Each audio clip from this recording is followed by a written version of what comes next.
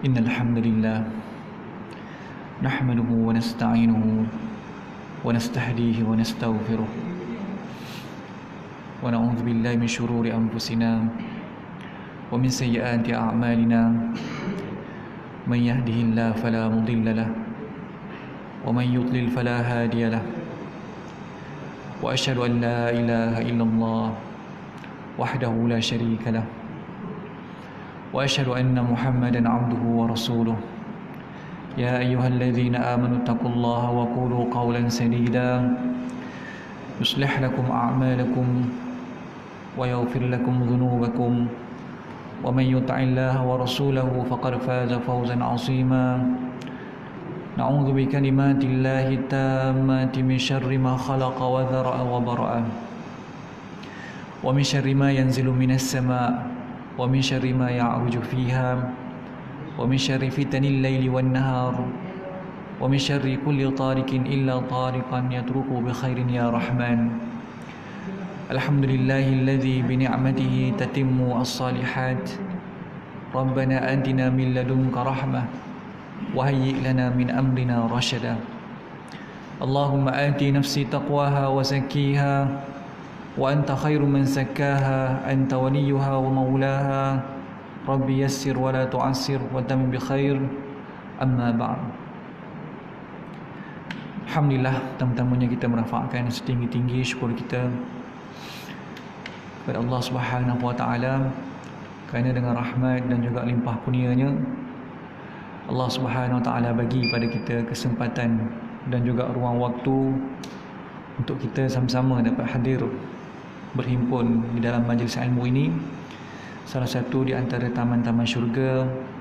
Mudah-mudahan dengan masuknya kita ke dalam taman ilmu, yang taman syurga di dalam dunia ini, akan menjadi mukaddimah, permulaan kepada kita untuk memasuki taman-taman syurga yang berada dalam istana, kan?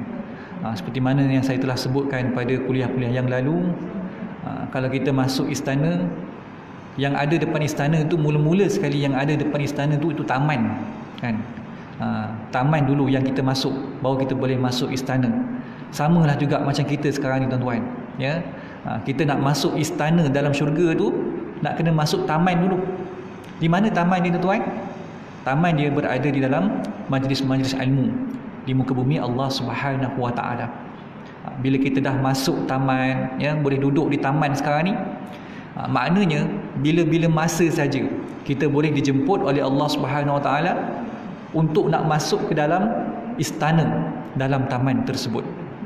Walaupun kita sekadar duduk mendengar, ya, tetapi dengan dengarnya kita ni, dengan belajarnya kita nanti, mudah-mudahan akan menjadi asbab, ya, untuk Allah memilih kita untuk ditempatkan di dalam istana-istana di dalam syurga Allah Subhanahu wa taala. Kerana nanti di dalam kubur di akhirat Allah tak tanya, kan, kenapa tak pandai ilmu tauhid, kan? Contoh, kenapa tak pandai ilmu fiqh? Allah tak tanya gitu, tuan-tuan.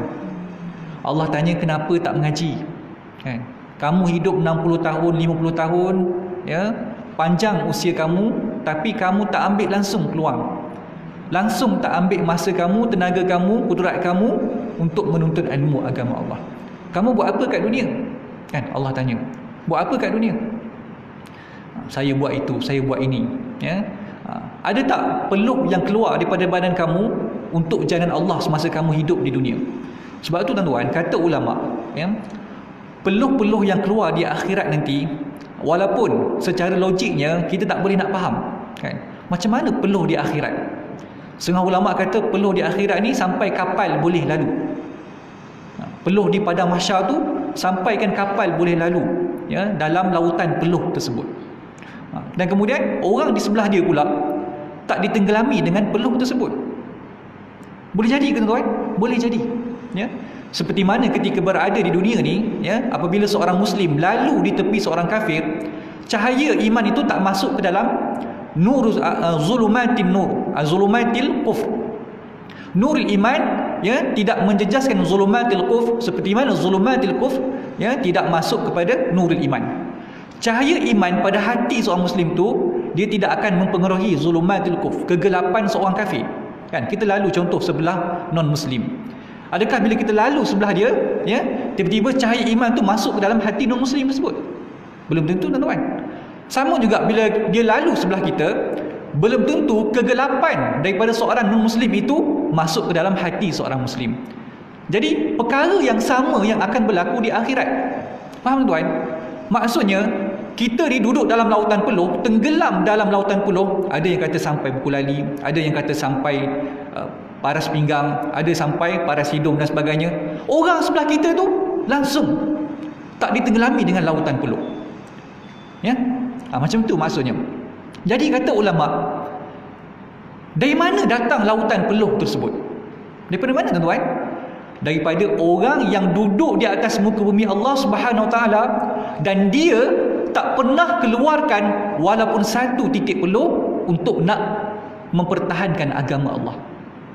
Faham, tuan-tuan? Maksudnya orang yang tidak berjuang di jalan Allah, orang yang tidak menuntut ilmu, orang yang tak mempertahankan agama Allah, ya, orang yang tidak memberikan, menyampaikan dakwah kepada orang lain, langsung tak ada satu pun titik peluh yang keluar semasa dia hidup atas muka dunia. Peluh tu nanti akan keluar di akhirat. Faham, tuan? Maknanya kalau kita ni tak bekerja untuk Islam, kat akhirat nanti tu peluh akan keluar. Peluh tu nanti yang akan menenggelamkan kita. Kita akan tenggelam dalam lautan peluh tersebut. Sebab tu bila kita hidup di dunia, tuan-tuan, ya, kena banyak keluar peluh kita. Ya, sentiasa bekerja, ya, sentiasa beramal, sentiasa tambah ilmu. Untuk apa? Untuk agama Allah Subhanahu Taala. Biar banyak peluh keluar. Sepanjang kita hidup di dunia ni, sebelum peluh keluar waktu di akhirat nanti. Jadi macam tu, tuan-tuan, ya. Disebutkan oleh ulama, peluh yang keluar di akhirat itu adalah peluh yang tidak keluar semasa kita berada di muka bumi Allah Subhanahu Wa Taala. Baik.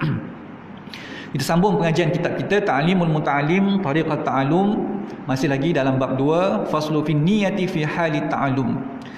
Telah berkata musannif, yakni pengarang Al-Imam Az-Zurnuji, Al-Syekh Al-Imam Burhanuddin Az-Zurnuji radhiyallahu ta'ala anhu, ya, kata beliau dalam kitab Ta'limul Muta'allim Tariqat Ta'allum, wa nafa'ana bi'ulumihi wa ulumikum fid darain, amin.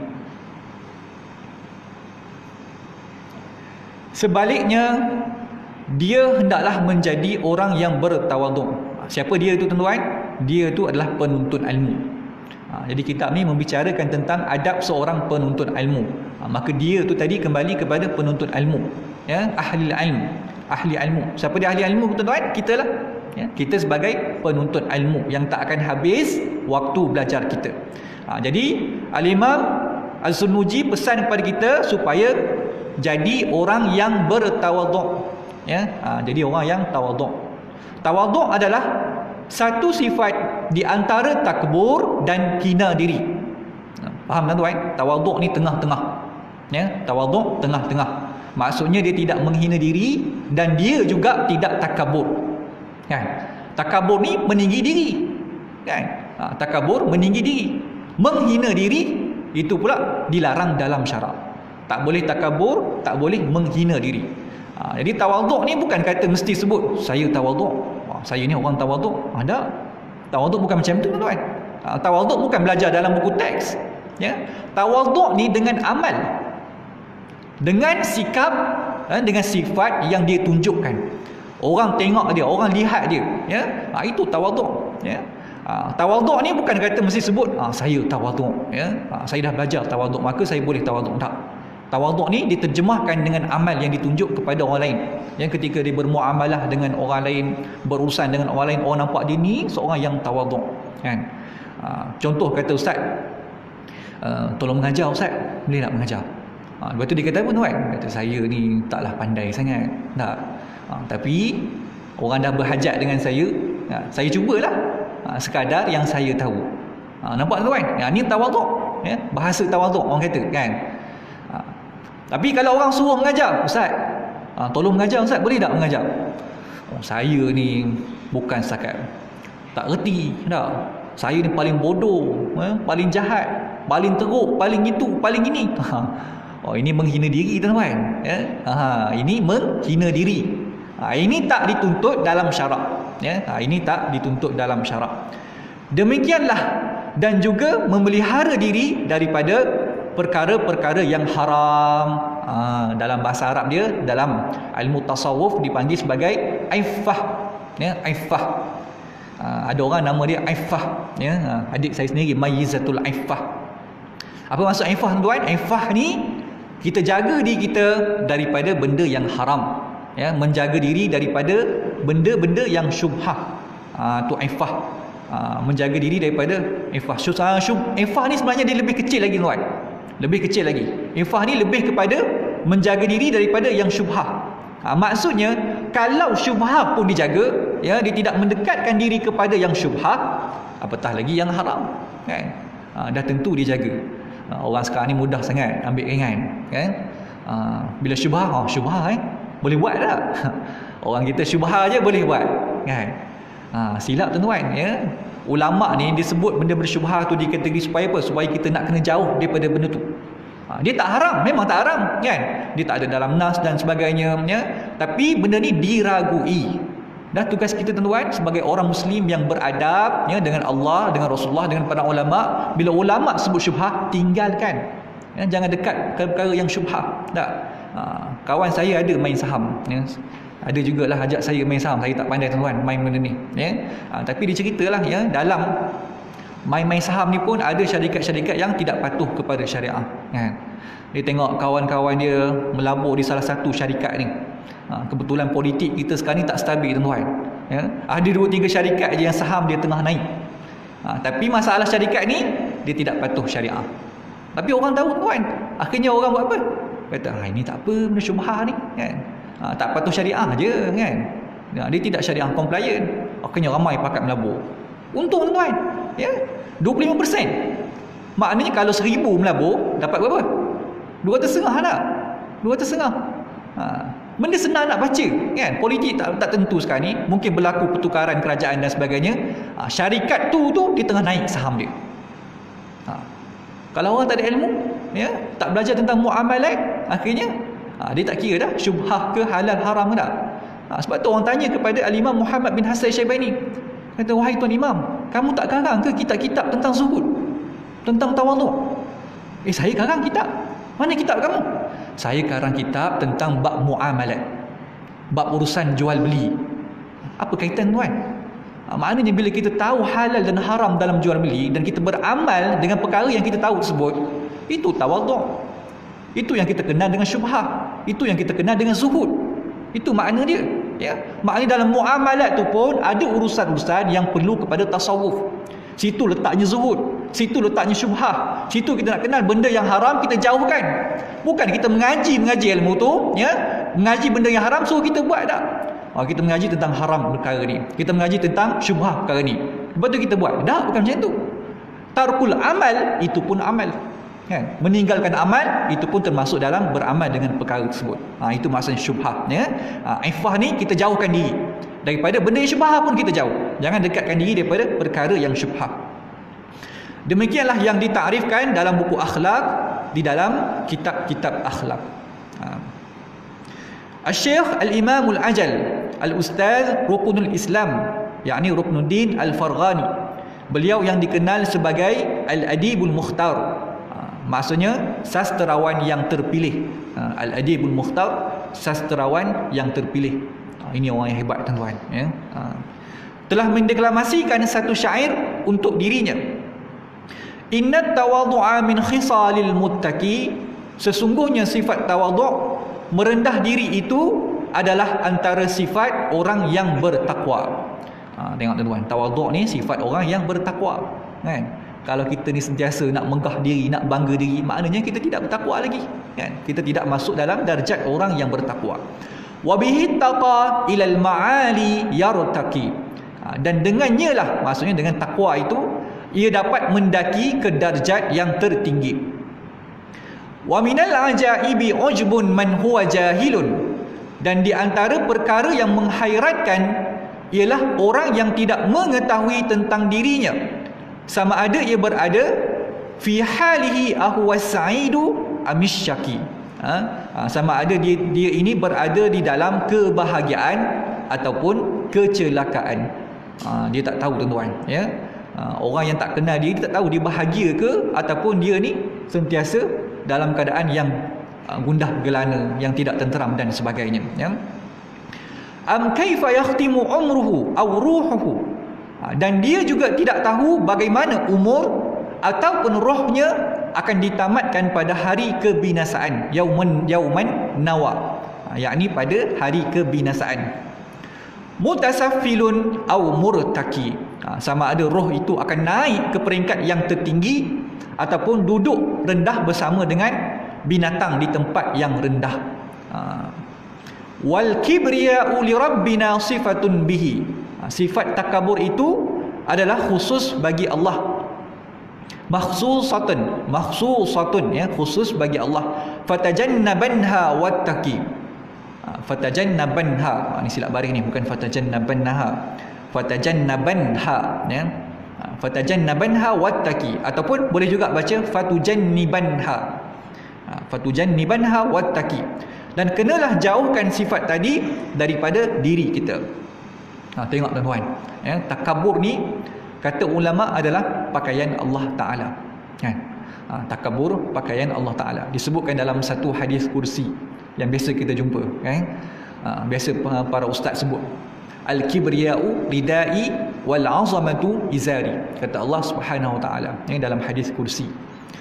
Kibriya, apa maksud kibriya? Takabur ya. Kibriya'u ridai, takabur ini adalah ridak. Ridak ni apa ni tuan? Ridak ni selendang ya, selendang, kain selendang tu dipanggil ridak. Wal 'azamatu izari ya, dan azamah, keagunganku ya, keagungan itu adalah izar. Izar ni apa ni tuan? Izar ni pakaian pinggang sampai ke bawah. Bahasa kita kain pelekat lah kan. Orang lain bahasa Arab dipanggil izar, orang Yaman dia biasa panggil izar, kain pelekat. Kain pelekat kita tuan, dia berasal daripada mana tuan? Berasal daripada Yaman, berasal daripada tanah negara Yaman, negara Arab di Yaman sana. Tuan-tuan kalau pergi ke negara Arab lain pelik tuan kalau pakai kain pelekat ni ya? Bagi dia, orang yang pakai kain pelekat ni aib. Kenapa? Orang yang pakai kain ni biasanya waktu malam ya, nak bersama dengan isteri. Saya duduk Mesir dulu ya, tak tahu benda-benda ni kan. Duduk di satu daerah muhafazah di Dumyak. Dumyak ni lebih kurang 200 km daripada Kairo, tempat saya belajar dulu ya. Tempat ni tak ramai orang Melayu. Jadi orang seni-seni sana dia lupa nak pesan pada kami ni ya, orang-orang baru kan. Kita tak tahu, kita pergi masjid pakai kain pelekat. Macam kita lah orang Melayu kan, pakai kain pelekat, baju Melayu. Sepanjang jalan tuan ya, orang Arab semua tengok kita. Tengok kita pelik ya. Anak orang perempuan tengok kita tuan ya. Lepas tu bila sampai masjid tu, seni tengok, ish, kenapa pakai kain pelekat? Aib ni ya. Sini tak boleh pakai kain pelekat. Dekat Kairah sana, Kairo tak apa, situ dah ramai orang Melayu, orang campur dah, orang Melayu, orang Rusia ya, orang Kazakhstan apa semua tu ramai sana, tak ada masalah. Tapi kamu ni duduk di kawasan kampung ni, tak ramai orang Melayu ni orang Arab belaka. Aib tu pakai kain pelekat tu ya. Tapi orang Arab Yaman biasa tu tuan kan. Arab Yaman ni biasa pakai kain pelekat. Tu budaya tu berbeza. Jadi nak mengelakkan daripada perkara tu, khurujun minal khilaf mustahab, keluarlah daripada khilaf, tak payahlah pakai kain pelekat. Jadi saya kat sana tu tuan, 3 helai je kain pelekat. Duduk di Mesir tu tak banyak lah. Kalau kita kat Malaysia ni 10 helai pun kurang tak. Itu pun banyak lagi tak pakai kat rumah tu ya. Yang orang hadiah tu banyak lagi yang tak pakai. Itu budaya sana, maknanya aib ya, orang yang pakai izar, pakai kain pelekat ya. Jadi izar tadi Allah kata wal 'azamatu izari, keagungan itu adalah pakaianku, pakaian daripada pinggang ke bawah. Itu dipanggil izar. Ridak ni pinggang ke atas, biasa orang letak selendang lah, selendang ke macam Haji Maknu pakai tu, tu ridak lah tu panggil tu ya. Orang Arab Saudi dia letak atas kepala tak. Bila letak atas kepala, walaupun kain yang sama, dia tak panggil ridak dah, dipanggil tailasan ya. Tailasan. Kemudian dia ada tali. Tali ni dipanggil ikal ya. Orang Arab apa nama Saudi kan dia biasa pakai tu tali, kemudian letak seban atas kepala tu, dipanggil tailasan. Tapi letak atas bahu namanya ridak. Yang selendang ke orang panggil apa lagi orang panggil? Selendang lah tak? Kain selendang. Jadi kata Allah, al-kibriya'u ridai wal 'azamatu izari. Takabur ini adalah pakaianku, wal 'azamatu izari, dan keagungan itu adalah kainku. Maksudnya kain pelekat tadi. Baik tuan-tuan, hadis ni termasuk dalam hadis mutasyabih. Tuan-tuan faham mutasyabih?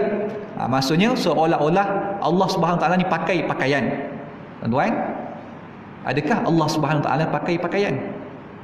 Allah Taala pakai pakaian ke tuan? Kita tak boleh kata macam tu. Tak. Laisa kamitslihi syai'un wa huwas samiul basir. Allah tak sama dengan makhluk. Allah tidak sama dengan makhluk. Tuan-tuan, macam mana kita nak faham Allah tak sama dengan makhluk? Macam mana? Khaliq dengan makhluk, pencipta dengan yang dicipta sudah tentu tak sama. Tak, mesti tak sama. Orang yang buat cawan, orang yang buat cawan, tukang buat cawan ni, adakah orang yang buat cawan tu sama dengan cawan tu? Faham tuan? Faham? Tukang, katalah tukang buat mic, hak buat mic ni, yang buat mic ni, dia bentuk dia macam mic ni ke? Boleh faham tuan? Orang yang buat kitab, hak tulis kitab bentuk 4 segi ni, yang tulis kitab tu macam ni ke bentuk dia? Tak tuan-tuan. Maknanya kalau manusia pun macam tu, kata ulama, kalaulah makhluk Allah Ta'ala yang mencipta sesama mereka ini pun tak sama dengan yang dicipta, tiba-tiba kita nak samakan Allah dengan makhluk. La ilaha illallah. Ni cara nak faham mudah tuan-tuan. Bagaimana kita nak beza Allah dengan kita. Dah kalau kita yang buat cawan pun kita dah tak macam cawan, macam tu juga Allah. Allah yang buat kita, adakah disama dengan kita? Adakah Allah pakai pakaian? Tak. Macam mana orang boleh kata Allah Ta'ala di atas? Macam mana orang boleh kata Allah Ta'ala duduk di langit? Macam mana orang boleh kata Allah Ta'ala duduk istiwa di atas arash? Maksudnya bersemayam di atas arash, seperti mana raja-raja kita bersemayam di atas singgasana. La ilaha illallah. Itu perkataan yang sangat berat tuan-tuan. Kenapa? Kerana menyamakan Allah dengan makhluk. Ini bukan soal khilaf lagi tak. Ini soal akidah. Mentajsimkan Allah. Kamu menyerupakan Allah dengan makhluk. Kamu kata Allah duduk di atas arsy. Macam mana tu cara duduk? Macam saya lah duduk atas kursi. La ilaha illallah. Kita dah terang tadi. Maksudnya kita yang buat cawan pun tak sama dengan cawan. Allah yang buat kita tu sama ke dengan kita? Ini cara nak faham mudah tuan-tuan. Macam mana kita nak bezakan Allah dengan kita, macam mana kita nak faham hadis tersebut. Baik. Jadi kain Allah Ta'ala memakai ridak, dia kata tadi Allah Ta'ala memakai ridak izar. Itu bukan pakaian tuan-tuan. Bukan Allah pakai pakaian, itu hanya tamsil daripada Allah untuk nak bagi tahu bahawa ini sifatnya Allah yang bersama dengan Allah, yang tidak boleh dipinjam oleh orang lain. Tidak boleh dipinjam oleh orang lain. Tuan-tuan, kenapa Allah Ta'ala tamsilkan dengan pakaian? Kenapa disamakan dengan baju? Kerana nak bagi tahu kata satu baju tak boleh pakai ramai. Faham tuan? Satu baju ni satu orang je boleh pakai. Tak? Satu baju satu orang je boleh pakai. Jadi kain-kain ridak tadi Allah Ta'ala kata kibriya'u ridai, takabur ini pakaianku, wal azamatu izari, dan keagungan itu adalah kainku. Tuan-tuan, kalau itu dipakai oleh Allah, maksudnya ini sifatnya Allah, kenapa disamakan dengan pakaian? Kerana satu pakaian tidak boleh masuk dua orang. Tak? Satu pakaian tak boleh masuk dua orang. Kalau masuk dua orang tuan-tuan, dia akan jadi share lah pada waktu, jadi kongsi. Boleh ke nak share pakaian orang? Orang pakai kain pelikat, kita pergi masuk kain pelikat dia. Elok tuan. Dia pakai kain pelikat satu untuk dia je. Kita ni kata-kata kita pergi masuk celah-celah kain pelikat dia. Oh, jam tuan-tuan. Silap-silap kena tendang kita. Dia masuk dalam kain pelikat orang. Dia pakai kain pelikat satu untuk dia je. Tak boleh tuan-tuan. Nak share kain pelikat waktu orang tu sedang pakai. Tak boleh. Jadi bila Allah Ta'ala menyebut bahawa ini sifat yang ada padaku, kamu tak boleh tumpang masuk dengan sifat tersebut, seperti mana seorang menumpang memakai pakaian ketika orang tersebut sedang memakai pakaian tersebut. Ini biadab tuan-tuan. Ini biadab dengan Allah. Allah dah pakai ridak tadi, Allah dah pakai takabur tu, kita tak boleh pakai di takabur tersebut. Ini biadab dengan Allah Subhanahu Wa Ta'ala. Kerana tu tak boleh takabur. Takabur ni sifat Allah sahaja. Allah dah pakai untuk dia je. Kita jangan nak pakai juga kain tersebut. Sebab pakaian tak boleh nak share. Pakaian tak boleh nak kongsi. Ini cara nak faham hadis tersebut. Hadis mutasyabih. Baik. Ni kalau orang baca, mengaji hadis secara zahir saja, baca je tak faham dia ni. Tak, dia kata Allah memakai pakaian. Allah pakai pakaian ya, maknanya Allah ada tangan kaki macam kita lah. Macam tu cara dipaham tuan. Sebab apa? Tidak berguru kan. Sebab tu ada disebut dalam misalan ya, kisah yang dikongsikan oleh para ulama, diceritakan tentang misal Hakim Tuma. Hakim Tuma ni dia mewarisi kitab bapak dia. Bapak dia seorang tabib. Bapak dia ada kitab-kitab tentang perubatan ya. Kemudian bapak dia meninggal, dia baru nak mengaji, baru berminat nak mengaji tentang bidang perubatan.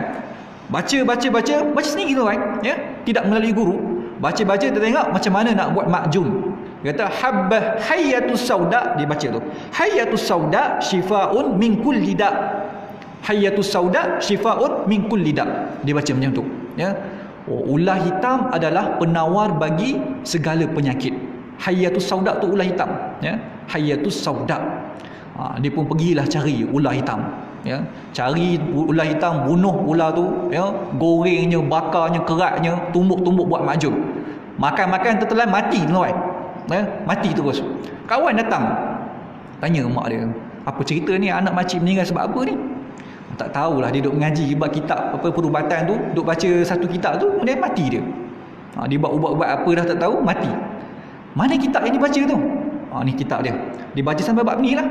Kawan ni baca Hayyatus sauda shifaun min kulli da', kata la ilaha illallah. Patutlah mati ya. Kitab tu silap bubuh titik huruf. Sebenarnya habbatus sauda ya. Habata bukannya hayata. Sebab tu cetakan tu mungkin terlari titik dia tu jadi dua. Jadi hayyatus sauda. Hayyatus sauda ular hitam. Habbatus sauda tu biji hitam. Tu yang makan buat ubat tu kan. Tu habbatus sauda, betul lah kata Nabi, habbatus sauda syifa min kulli da. Makan habbatus sauda ni dia boleh jadi penawar kepada segala macam penyakit. Dia baca hayyatus sauda ular hitam. Makan ular hitam mati terus. Ini tuan ya. Sebab tu kita ni perlu melalui berguru. Walaupun kita ada kitab, bukan salah baca kitab tuan, tak salah baca kitab ni kan. Sepatutnya bila kita datang majlis ilmu ni pun kat rumah tu pun kita dah baca kitab, dah ulang kaji dah. Tinggal lagi apa yang kita faham, apa yang kita tak faham, kita dengarlah syarahan guru tersebut. Perlu kepada guru. Sebab tu disebut oleh Nabi SAW dalam hadis, diangkatnya ilmu tu dengan cara macam mana tuan?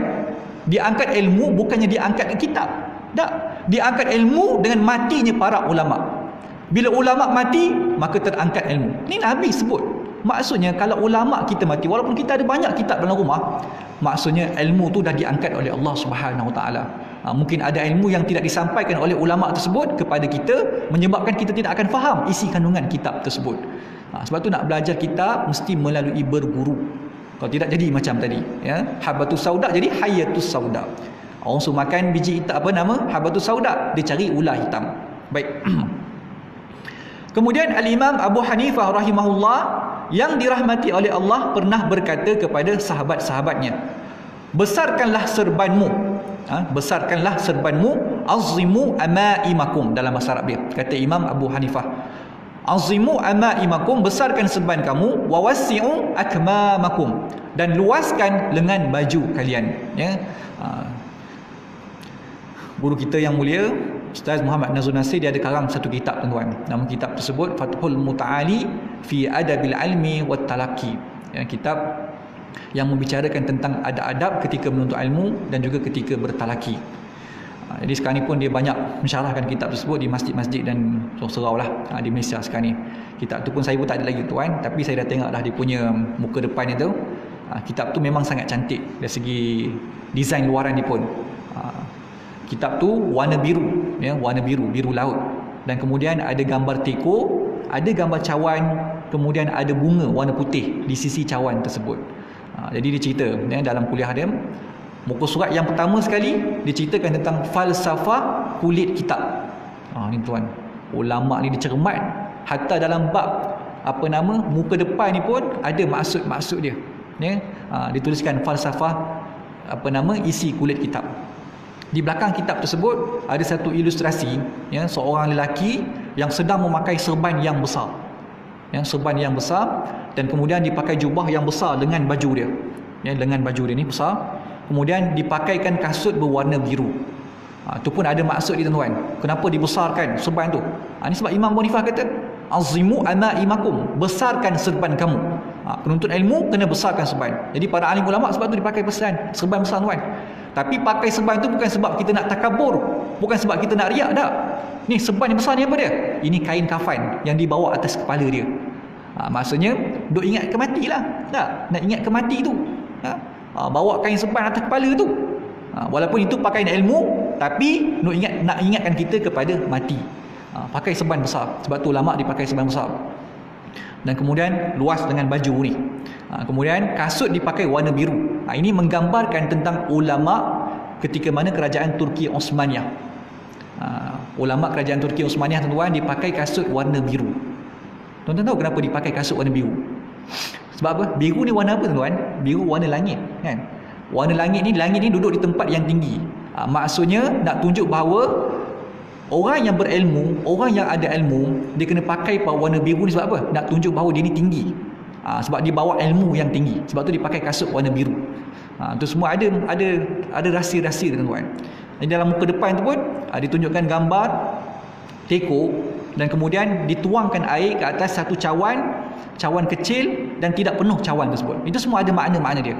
Teko tu apa tuan? Teko tu ialah seorang guru yang sedang mencurahkan ilmu ke dalam hati para muridnya, ke dalam akal para muridnya.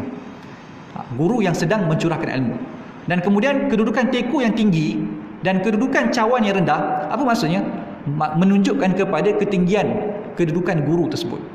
Guru mesti lebih tinggi daripada pelajar. Seperti mana teko yang dituang tu mesti lebih tinggi daripada cawan. Tak? Kalau teko rendah, macam mana nak tuang dalam cawan? Kalau guru letak duduknya di tempat yang rendah, macam mana nak sampai ilmu kepada pelajar? Sebab tu penting, hatta tempat letak dalam majlis ilmu pun yang diambil kira oleh para ulama. Jadi kita tengok kalau di universiti-universiti kita, tak? Di mana kedudukan guru-guru, pensyarah-pensyarah? Duduk di bawah tuan-tuan. Kan? Ni daripada mana dia ambil ni? Daripada barat. Sistem barat. Kalau tradisi keilmuan Islam tuan, ya, sistem pengajian terus kita ni betul lah cara kita ni. Guru duduk di atas, murid duduk di bawah. Seperti mana teko yang berada di atas nak tuangkan nak tuangkan air tu ke dalam cawan tersebut. Macam itulah guru nak tuangkan ilmu ke dalam akal dan hati pelajar. Guru perlu berada di atas. Itu semua ada maksud dia. Dan kenapa bila dia tuang tu cawan tak penuh? Kerana yang nak dituang tu bukan semua. Bukan semua nak tuang. Kalau tuang melimpah, apa guna dia? Tak ada guna tak? Yang kita nak minum tu yang air yang ada dalam cawan saja. Melimpah potol, maksudnya apa? Maksudnya ilmu tu dah terlebih dan tak memberi manfaat pun kepada pelajar tersebut. Sebab tu adab pelajar dan guru, bukan boleh kata, tuan guru boleh tak saya nak ajar? Boleh tak ajar saya kitab-kitab ni? Saya nak belajar ilmu ni. Saya nak belajar tafsir, saya nak belajar hadis. Tak. Guru tu sendiri yang tentukan silibus. Guru tu yang lebih tahu. Dia kata, kamu kena belajar kitab ni dulu. Tauhid, belajar kitab Mubtadi'. Fiqah, belajar kitab ni. Kamu dalam level ni lagi. Jangan terus mengaji yang lain. Itu maksud cawan tu tidak dipenuhkan dengan air. Bagi separuh, biar guru yang tuang tu sendiri. Kemudian ada sekuntum bunga di tepi cawan tersebut. Apa makna bunga tu tuan? Bunga tu menunjukkan kepada keindahan dan kecantikan adab yang diamalkan oleh seorang penuntut ilmu. Adab ni, ya, bila diamalkan dia akan jadi indah, dia akan jadi cantik, ya. Bagi orang yang merasai nilai dan kecantikan adab tersebut. Kalau kita mengaji tapi perangai tak jadi baik, buat apa tuan? Orang putih kata apa? People don't care how much you know. Nak betul tak betul tahu? Orang tak kisah pun kita tahu apa. Banyak mana kita tahu, orang tak kisah. Tapi orang akan tengok, ya, sama ada kita ni orang yang baik ke, kan? Orang yang lemah lembut, orang yang baran, kan? Orang yang mudah maafkan orang. Itu yang orang akan tengok. Tak? Cerdik macam mana pun kalau perangai teruk, tak? Kalau buat jenayah dan macam-macam. Yang Macau scam tuan, bukannya orang tak cerdik. Tak? Orang pandai. Tapi sebab apa? Sebab akhlaknya buruk, hatinya kotor. Maka orang pandang buruk pada dia. Walaupun dia cerdik tak tahulah, dia cerdik ke tak cerdik tak tahu, tuan. Tapi hakikatnya begitulah, ya. Sebab tu ada maksud-maksud dia, ya. Sebab itu bunga, jadilah kita seperti bunga, ya, supaya apa? Supaya kita ni menunjukkan adab dan akhlak yang baik ketika mana kita menuntut ilmu.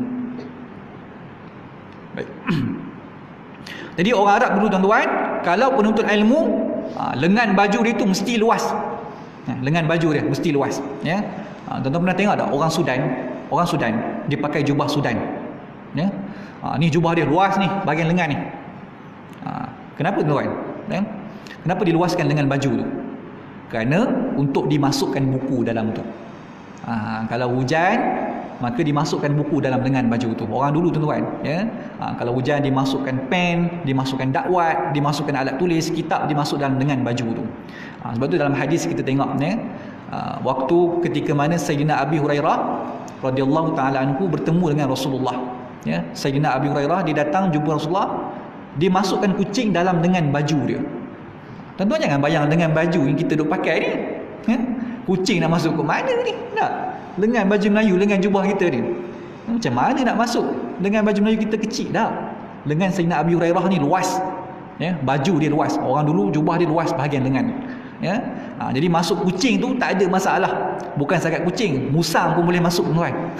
Boleh masuk dalam lengan baju tu. Jadi masa dia datang jumpa Nabi tu, ya, tengah jalan jumpa kucing, dia letak kucing dalam lengan baju ni. Datang jumpa Nabi, ya, kemudian terkeluar kepala kucing. Terkejut Nabi, ya. Ya Abahir, kata Nabi, ya. Wahai bapa kucing, kata Nabi kepada Sayyidina Abi Hurairah. Nabi gelar kepada beliau bapa kucing. Sebab tu lekat nama Sayyidina Abi Hurairah. Nama sebenar dia lain, tuan-tuan, ya. Nama sebenar ni banyak riwayat daripada ulama, ya. Ada kata Abdul Syam, ada kata Abdullah dan sebagainya. Tapi yang terkenal Sayyidina Abi Hurairah, bapa kucing. Kenapa? Kerana beliau bawa kucing tadi, bawa dalam lengan baju tadi. Tuan-tuan, Imam Syafi'i pernah sekali dia pergi tempah baju. Imam Syafi'i radhiyallahu taala anhu. Imam Syafi'i pergi tempah jubah. Lepas tempah jubah, ya, dah balik, dah ukur apa semua, datang orang yang dengki dengan Imam Syafi'i. Ada seorang ni memang benci sungguh dengan Imam Syafi'i, ya. Dia datang kedai tu, bagi tahu tukang jahit tu, sebenarnya Imam Syafi'i dia nak ubah ukuran baju tu. Imam Syafi'i dah balik, tuan. Imam Syafi'i dah balik dah. Dia pun bagi tahu lah, kata Imam Syafi'i dia nak ubah ukuran baju tu. Tangan belah kiri ni kalau boleh buat kecil sikit, ya, buat kecil sikit ukuran dia. Tangan belah kanan bagi besar. Bagi besar. Baju benda, tuan. Jadi bila Imam Syafi'i sampai, dah siap baju tu, bila dah siap baju tu, Imam Syafi'i nak pakailah, nak cuba. Bila dia pakai, pelik dia pakai. Tak pelik apa je. Sebelah lengan ni sempit, sebelah lagi luas. Kalau tuan nak pakai tak baju tu? Ni baju benda ni. Fashion apa ni? Ya? Imam Syafi'i tak marah, tuan-tuan, kepada tukang buat tu. Imam Syafi'i tahu ni ada orang yang datang dan ubah perkara tersebut. Dan dia buat cerita kata Imam Syafi'i yang nak, ya. Dia kata Imam Syafi'i, alhamdulillah khair, ya, bagus baju ni. Baju ni bagus. Sebab apa bagus? Sebab puan-puan di sebelah kanan ni, bila lengan dah luas macam ni, ya, bila tangan dah luas ni, saya boleh bawa kitab. Boleh bawa kitab, bawa dakwat, bawa pen, sebagainya.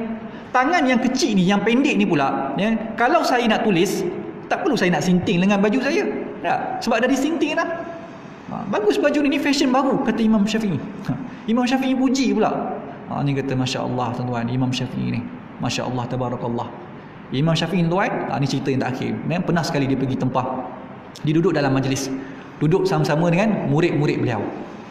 Duduk dalam majlis ilmu. Tengah duduk ni, tuan, datang seorang perempuan masuk dalam majlis tersebut. Dia beritahu kepada Imam Syafi'i. Dia kata apa? Hebat kamu, wahai Imam. Semalam tidur dengan saya, ya, siang-siang balik mengajar orang. Masya Allah, hebat. Tuan-tuan, kalau dengar orang kata macam tu, macam mana perasaan kita? Semalam tidur dengan saya, ya, kemudian pagi-pagi mengajar orang. Masya Allah, hebat kamu, Imam. Tuan-tuan, anak murid semua senyap pada waktu tu. Semua senyap, semua tengok Imam Syafi'i nak jawab apa pada waktu tu. Sebab Imam Syafi'i dituduh berzina dengan perempuan tu. Perempuan tu sendiri mengaku. Tuan-tuan, Imam Syafi'i tanya pula, berapa gaji kamu, wahai wanita? Ya, berapa upah kamu? Maksudnya berapalah bayaran tu kan? Tak bagi duit lagi. Tuan-tuan, marah orang bila dengar perkataan Imam Syafi'i ni. Dia kata, oh betul lah tidur.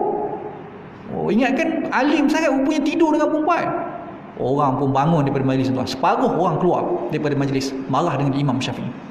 Separuh lagi tak bangun, ya. Senyap, diam mereka dalam majlis, ya, beradab dengan Imam Syafi'i. Diam sebab apa? Sebab takut tersilap. Takut tersilap. Imam Syafi'i tanya, tuan, berapa upah kamu? Maksudnya berapa bayaran dia sepatutnya nak bagi duit tu. Tak lama kemudian, tuan, waktu tengah duk bising-bising macam tu, ya, datang orang lelaki, jumpa perempuan tu, bagi tahu kepada perempuan tersebut. Dia kata, rumah kamu terbakar. Rumah kamu tu tengah terbakar. Kamu duk main mari sibuk sini, rumah kamu tengah terbakar. Anak-anak kamu tu dalam rumah. Lari dia balik rumah tuan-tuan. Perempuan tu lari balik rumah. Orang bila tengok tu semua pakai keluarlah daripada majlis tu, ya. Pergi ke rumah tadi nak tengok benda yang berlaku. Dan memang api tengah marak tuan-tuan. Ini sebut tuan-tuan dalam kisah Al-Imam Syafi'i, dalam sirah Al-Imam Syafi'i. Api tengah marak, ya. Tak ada siapa pun berani nak masuk. Tak ada orang berani nak masuk. Tapi anak-anak sedang adalah dalam rumah tu, duk menangis dalam rumah tu. Siapa yang masuk tuan-tuan? Imam Syafi'i yang masuk. Imam Syafi'i yang lari masuk dalam rumah tu, kemudian dia cari anak tadi, selamatkan anak tadi dan bawa keluar. Bila dah keluar, perempuan ni jumpa anak dia, perempuan ni menangis depan Imam Syafi'i. Dia kata, saya tak pernah berjumpa dengan orang yang akhlaknya begini. Walaupun difitnah tadi, kena fitnah tadi, tapi masih lagi mampu buat kebaikan kepada orang yang fitnah kepada dia. Jadi perempuan ni kata, sebenarnya tadi saya diupah oleh Yahudi, ya? Seorang Yahudi datang bagi duit pada saya untuk nak buat fitnah kepada kamu. Jadi saya sangat kagum dengan akhlak kamu, ya? Walaupun buat macam tu pun kamu masih lagi mampu melakukan yang demikian pada saya. Jadi tuan-tuan, anak murid tanya Imam Syafi'i, ya? Dia kata, wahai Imam, kenapa kamu tak jawab tadi, ya? Waktu perempuan tu mari kata semalam, ya, Imam Syafi'i tidur dengan saya, kenapa kamu tak nafikan? Pula tu kamu tanya pula berapa upah dia. Imam Syafi'i kata, saya tahu kerana diperlukan kewangan, dia perlukan duit, sebab tu dia buat macam tu. Tu yang pertama. Yang kedua, kalau saya yang jawab, tetap akan ada dalam perasaan murid-murid saya syak kepada saya pada waktu tersebut, kan? Dia akan syak. Macam mana pokok bergoyang kalau tak ada angin yang bertiup, kan? Maksudnya anak-anak murid itu akan syak pada saya. Sebab tu saya tak jawab. Saya tak jawab dan kemudian saya serahkan kepada Allah. Kenapa? Kerana Allah lah yang mengaturkan perkara ni. Bila saya serah kepada Allah, Allah yang mengaturkan dan menguruskan urusan saya. Kerana tu tiba-tiba terbakar rumah tuan-tuan. Ini wali Imam Syafi'i, ya? Wali Allah Ta'ala, ya? Terbakar rumah. Terbakar rumah terus. Nak diperlihatkan bahawa Imam Syafi'i ini tak salah apa pun pada dia. Dia betul dan dia difitnah tadi. Jadi ini wali Allah Subhanahu Wa Ta'ala. Jadi saya kira sekadar tu tuan-tuan. Mudah-mudahan perkongsian kita pada malam ini memberikan iktibar, tauladan dan manfaat, ilman nafi'ah, ilmu yang berguna kepada kita semua. InsyaAllah kita bertemu lagi pada kesempatan yang akan datang. Saya mohon ampun, mohon maaf sekiranya saya terkasar bahasa, tersilap bicara, ya, terkurang adab dengan tuan-tuan dan mengambil masa tuan-tuan. InsyaAllah kita bertemu lagi pada kesempatan yang akan datang. Siru ala barakatillah. Aqulu qawli hadha wa astaghfirullah li wa lakum. Wassalamualaikum warahmatullahi wabarakatuh.